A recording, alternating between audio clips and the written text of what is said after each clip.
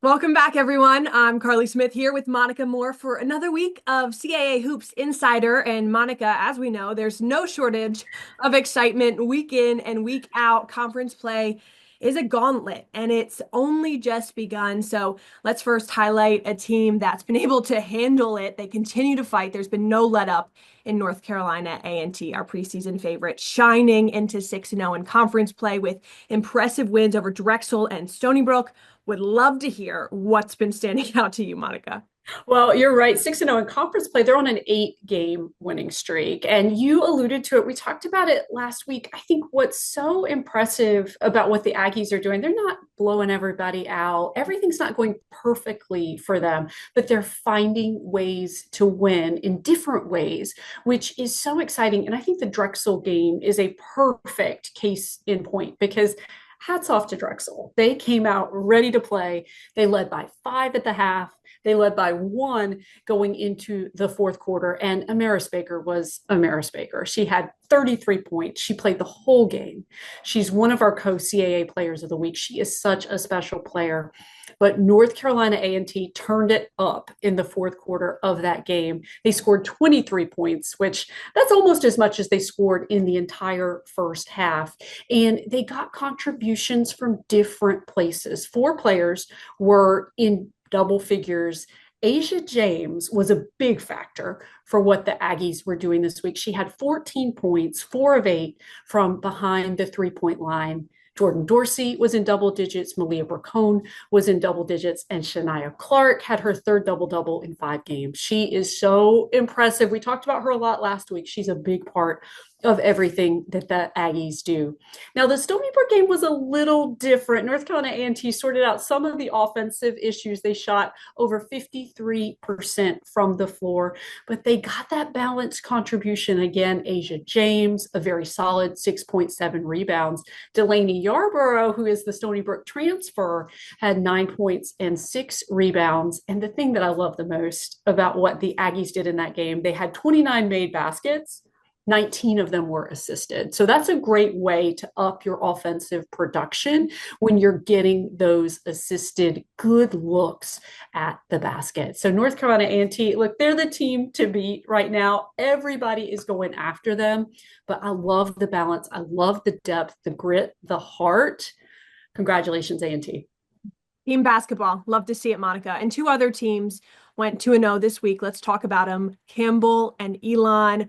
Ronnie Fisher's squad turning head with wins over UNCW and Delaware. What's your breakdown after those performances?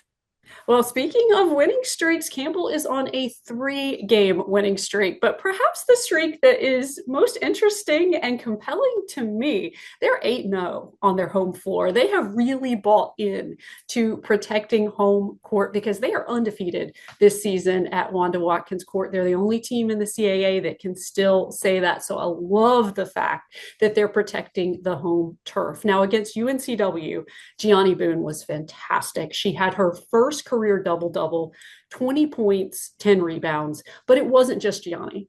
And that's the theme of the week. The depth and the balance at this point of the season becomes really important. And there were 4 Camels in double digits against UNCW, and 27 of their points came from off the bench. When you get that bench production, it's huge.